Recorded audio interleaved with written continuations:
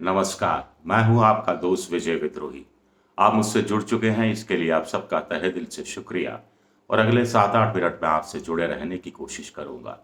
विजय चौक कार्यक्रम में आप सबका विशेष तौर पर स्वागत है, जिसमें हम राजनीति में लोकसभा चुनाव 2024 के संदर्भ में जो हलचलें हो रही हैं उसकी विवेचना करने की कोशिश करते हैं।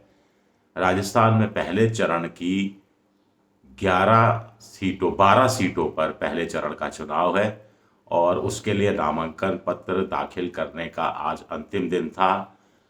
दोनों तरफ से देखा जाए, बीजेपी और कांग्रेस की तरफ से तो बहुत जोश नजर आया। बड़े बड़े नेता चुनाव मैदान में उतरे अपने साथियों का नामांकन करवाने में। इस बहाने सॉलिडारिटी का परिचय दिया गया, कार्यकर्ताओं में एकता का परिचय दिया गया। भजनलाल मुख्यमंत्री लगातार नामांकन दाखिल कराते फिरे।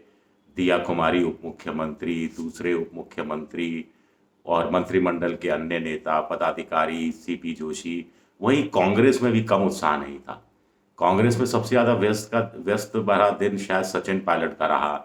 जयपुर ग्रामीण में उन्हीं के जो समर्थक हैं अनिल चोपड़ा, उनका नामांकन में वो दाखिल हुए, चुनावी सभा को संबोधित किया।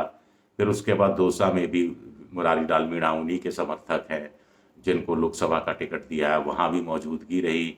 इससे पहले भी पिछले 1-2 दिन में हम देख रहे हैं कि भागदौड़ बहुत रही। अशोक गहलोत की भी सीकर से अमरा राम हो, चाहे राहुल कस्वा हो, चाहे दूसरे नेता हो, वहाँ बहुत बाढ़ भाग दौड़ रही। खैर, ये बात तो दोनों तरफ से देखी गई, लेकिन अब आपके दिमाग में ये सवाल आएगा कि आखिर होगा क्या। पहले चरण की जो 12 सीटें हैं वो पहले मैं आपको बता दूं, नागौर है, दौसा, करौली, धौलपुर, भरतपुर, अलवर, जयपुर, जयपुर ग्रामीण, सीकर, झुंझुनू, चूरू, बीकानेर, गंगानगर। तो करीब करीब उत्तरी राजस्थान का इलाका है। सबसे बड़ी बात है कि उत्तरी राजस्थान हो या दक्षिणी राजस्थान हो, एक ढंग से वोट करता भी है, नहीं भी करता है। विधानसभा चुनाव में हमने देखा कि उत्तरी राजस्थान में गंगानगर, हनुमानगढ़ साइड में कांग्रेस को ठीक वोट मिला। बीकानेर में कांग्रेस बुरी तरह से पिट गई। थोड़ा नीचे आए शेखावटी के इलाकों में, चूरू और झुंझुनू और सीकर को लेकर, तो वहाँ बीजेपी की हालत बुरी रही। जयपुर ग्रामीण, जयपुर, अलवर, भरतपुर, यहाँ कांग्रेस के मुकाबले बीजेपी हावी रही। करौली, धौलपुर, दौसा, नागौर, यहाँ मिक्स टाइप रिजल्ट रहा। तो लोकसभा चुनाव में किस तरह का नतीजा आ सकता है, आज की तारीख की बात कर लेते हैं। वैसे आज नामांकन पत्र दाखिल करने का अंतिम दिन था, तो कल से चुनाव प्रचार जोर पकड़ेगा और ऐसे में अगले 3-4 दिन नजर रखनी पड़ेगी कि किसके पक्ष में चुनाव प्रचार कैसा होता दिख रहा है। उससे थोड़ा अंदाजा लगाना संभव हो पाएगा। लेकिन बीजेपी के हिसाब से देखा जाए तो 12 में से आप देखिए, पिछली बार के बीकानेर से अर्जुन राम मेघवाल, इनको रिपीट किया गया है। सीकर से सुमेधानंद सरस्वती, इनको रिपीट किया गया है। बाकी एक भी नाम नहीं है, एक भी नाम नहीं है। 10 नए नाम है, 10 नए चेहरे उतारे गए हैं। इससे साफ लगता है कि बीजेपी कैंप में घबराहट भी है, बेचैनी भी है। अपने सांसदों की एंटी इनकम्बेंसी का डर भी था। इस कारण उनके चेहरे, उनके उनके उम्मीदवार बदले गए हैं। अब गंगानगर से प्रियंका बालान नया चेहरा है। चूरू से देवेंद्र झांझरिया राजनीति में भी कोरे हैं एक तरह से। पैरा ओलंपिक में गोल्ड मेडल जीतना अलग बात है। झुंझुनू में शुभकरण चौधरी, जयपुर ग्रामीण में राव राजेंद्र सिंह पुराने खिलाड़ी रहे हैं, विधानसभा का चुनाव जीतते रहे हैं। विराटनगर से भी, जयपुर के अंदर मंजू शर्मा, इनके पिता बड़े नेता रहे। अलवर में भूपेंद्र यादव केंद्र के स्तर के बड़े नेता हैं। भरतपुर में रामस्वरूप कोहली और करौली धौलपुर से बिल्कुल फिर नया चेहरा इंदु देवी जाटव का, और दौसा से नया चेहरा कन्हैया लाल मीणा। नया से मतलब लोकसभा चुनाव लड़ने का पहली बार मौका मिला। नागौर से ज्योति मिर्धा कांग्रेस से लाई गई।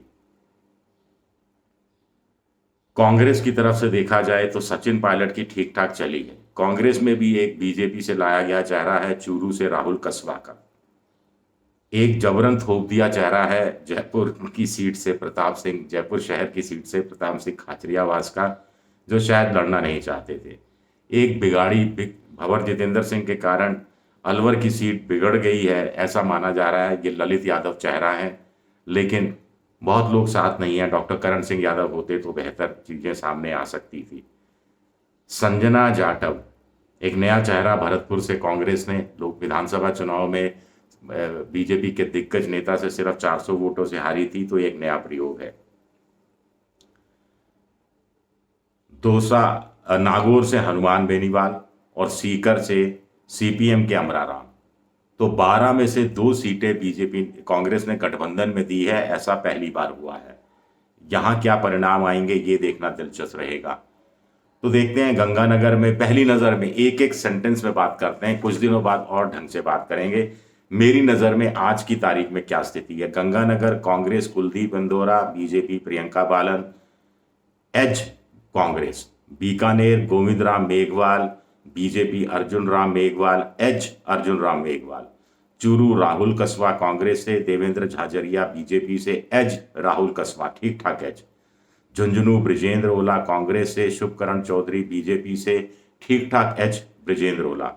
सीकर सीपीएम से अमराराम, बीजेपी से सुमेधानंद, कुछ नहीं कहा जा सकता, बहुत ही कांटे का मुकाबला। जयपुर ग्रामीण अनिल चोपड़ा और राव राजेंद्र सिंह बीजेपी की तरफ से, बीजेपी के कैडर के कारण राव राजेंद्र सिंह को एच। जयपुर प्रताप सिंह खाचरियावास बीजेपी मंजू शर्मा को ठीक ठाक एच, साफ साफ एच। अलवर में ललित यादव कांग्रेस से, भूपेंद्र यादव बीजेपी से, भूपेंद्र यादव को ठीक ठाक एच। भरतपुर से संजना जाटव, बीजेपी से रामस्वरूप कोहली, मुकाबला दिलचस्प। करौली धौलपुर से भजनलाल जाटव, कांग्रेस के पूर्व मंत्री भी रहे, इंदू देवी जाटव बीजेपी से, आज की तारीख में कांग्रेस को हल्का सा एच। दौसा से मुरारी लाल मीणा, बीजेपी से कन्हैया लाल मीणा, कांग्रेस के मुरारी लाल मीणा को ठीक ठाक एच। और परिस्थितियां ऐसी रही जिनकी विवेचना हम करेंगे कि सचिन पायलट गुर्जर वोट दिलाने में कामयाब रहे, डॉक्टर किरोड़ी लाल मीणा की नाराजगी ऊपर से चाहे ना झलक रही हो लेकिन अंदर खाने कुछ काम आई, तो खेल कुछ भी हो सकता है। नागौर से हनुमान बेनीवाल कांग्रेस गठबंधन की तरफ से, ज्योति मिर्धा बीजेपी की तरफ से, सीधा सीधा आज की तारीख में तो एज हनुमान बेनीवाल को मिलता दिख रहा है। आगे भी सीटों की विवेचना करेंगे। वीडियो पसंद आए तो लाइक कीजिए, सब्सक्राइब कीजिए, शेयर जरूर कीजिए। शुक्रिया, आप सबका बहुत बहुत शुक्रिया।